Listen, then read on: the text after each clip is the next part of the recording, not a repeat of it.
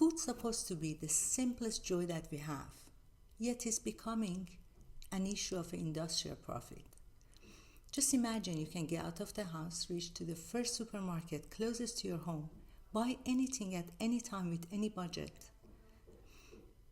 Yet, imagine how happy we are with it. We are as unhappy as those people with less or no access to food. Why is it? Because we lost the connection with our nature, with our body, and instead of enjoying the food, we are letting the industrial profit, marketing, and trend to decide for us and guide us through what we have to eat and what we shouldn't eat. So stay with me. We are going to discuss this very important issue in details.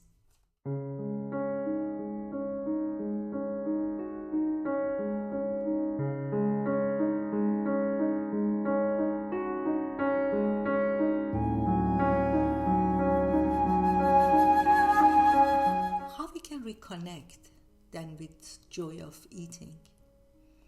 There is a simple way, which I call it food meditation. Yes, food meditation.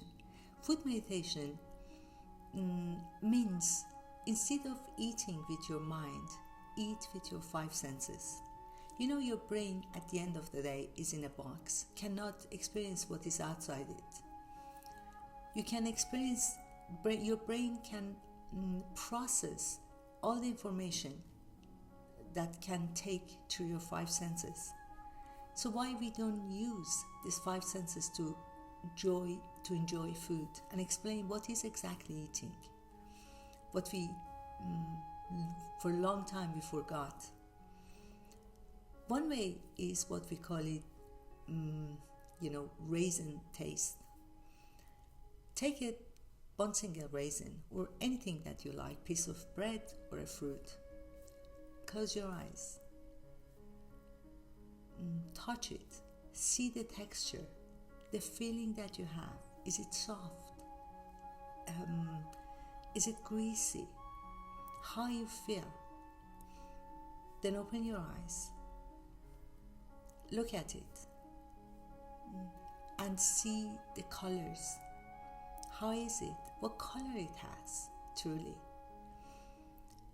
Then you can start to take a bite, but don't rush to eat it. Try to feel the flavors that you feel in your mouth. The smell, the taste. Is it earthy? Is it sweet? Is it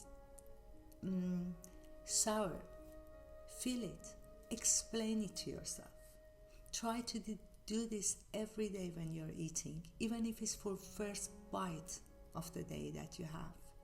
That few minutes, small minutes that you try to connect with your five senses to what you're eating, it brings you back to the joy of eating, the simple joy that we all deserve to have. The second way of enjoying food is to buy it from the local market. Instead of rushing to a supermarket and buy a package of food without even thinking where it's coming from, try to buy locally and especially seasonally. The nature tells you what you should eat in every season. There are several things that you don't need to eat in winter and something that you don't need to eat in summer. The nature will tell you what is it. Try to eat seasonally. With that style of eating and doing your grocery, what you do, not only you help the local business, the farmers, help the environment, but it's much better for your health and it has more nutrients that you need every day. One main issue that we are so much disconnected from food is that we are bombarded every day with so many information that explain us what we should eat. Every day is changing from many different direction. Celebrities, advertisement, experts, this now eat that, debate about what we eat, the rules and regulation, and a woman at this age have to consume this much calorie and a man in that age must consume that much calories.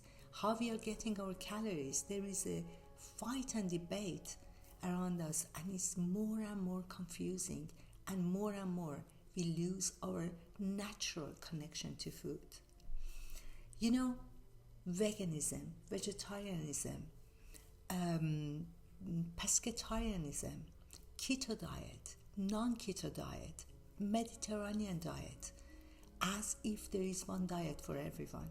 You can be very skinny, and what we call it fat skinny, or you can be robust and very healthy. Doesn't mean that there is one diet for everyone. Different areas of the world, they eat differently. Recently, for instance, one trend is eat salmon. For many reasons, you get a good fatty acid, you get vitamin D, you get this and that. But my question is, in Savannah of Africa, is there any salmon? And all these hundreds of years that they survive, did they survive without salmon?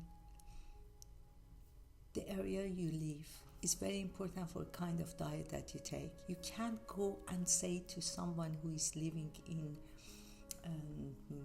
Polo North that you should be a vegetarian, because I have news for you, there will be no vegetable growing there.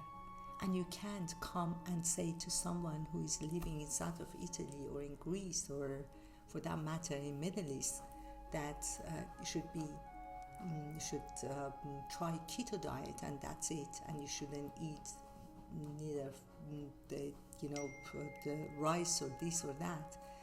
Their base of their diet is that, and this is the knowledge that is accumulated in hundreds of years, that we reach to a local diet that we have today.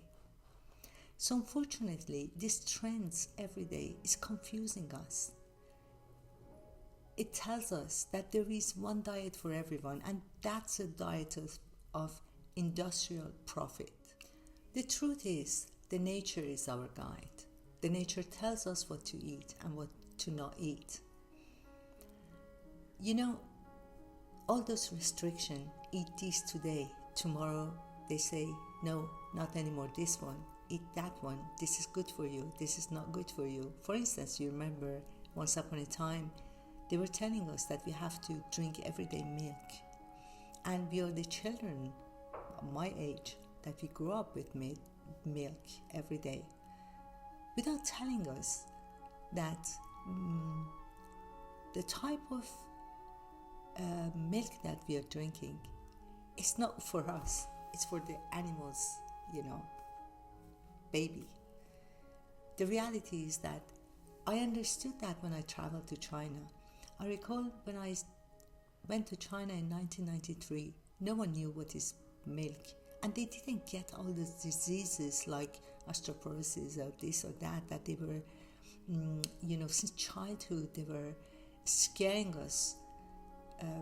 If you don't drink milk, we will finally end up with all those bone problems and osteoporosis, and we can't walk, and our hands will be completely disinformed and this and that. No, in China they were not drinking milk. The only milk they knew was a soya milk, and they were much more active at any age than us. So the restrictions that they are giving us, it has no base and no reason. For instance, you want to be vegetarian, you don't want to eat meat anymore. They immediately come up with something that tastes and look like a meat, packed with lots of chemicals, harmful chemicals that you can't even pronounce it. And they try to make us happy with that. And unfortunately, we accept it and we praise it. I personally don't eat meat, not because of restriction, because as a matter of principle, I don't like to torture animals, and it's my decision, you know. Yet, I know that I can get protein from many other things, like plants, like, I'm not vegan, I can take it from egg. I try to buy eggs in a local market. I have a friend who has, I'm very lucky, I have a friend who has, chickens, and time to time send me nice fresh eggs of those happy chickens. So I don't need to go to those industrial foods packed with chemicals that, as I said, we can't even pronounce them. Sometimes when I watch those program of preparing all those complicated, colorful foods in a beautiful kitchen, in a perfect plates, and they call it, you can make it with just few dollars and this and that, I wonder, is it for me? Is it for how many people, they can do that? Unfortunately, this I call it food pornography, not nutrition. Try to be simple. Try to make those foods that you can enjoy. Savor it every day. As I told you, try to, understand how you can eat with your five senses. You don't need to make it so complicated. The food is easy, and the nature around you and the area that you live tells you what you should eat. If you live in a Mediterranean area, well, eat it. Eat Mediterranean food as a perfect food. If you live in, Alaska, you have less access to vegetables. So you're naturally pescatarian. And I can't actually eat that way because my body is completely different and needs different nutrient than those people that they live there. So try to listen to nature. Try to listen to your body, and don't make the food complicated. Food, those pictures and films, it somehow, unfortunately, make me like I'm not, able to do it. Or after all these years that I fed my family, prepared food that everyone enjoyed, I feel ashamed. As if it's done to tell me that the plate should be like this. It's just like living minimalism. If you have a house which have 4 colors on it, you're now in a category of minimalist. And now food, the same thing, Take it simple. Try to reconnect to your food. Food is the only joy that it remains for us. With all those notices here and there that we, every day is bombarding us with all those sad things, food is just the only thing that connects us together. And with food meditation, try to reconnect to food. Try to savor it, try to make it easy, and try to allow yourself few minutes, 10 to 15 minutes a day, to savor all what you think you like and see how you feel after when you really concentrate on it.